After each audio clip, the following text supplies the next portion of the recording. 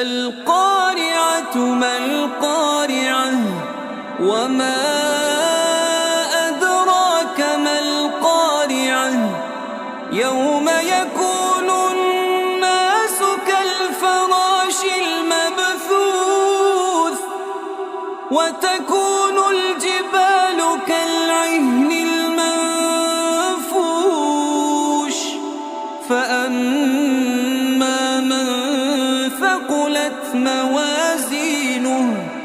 فهو في عيشة راضية وأما من خفت موازينه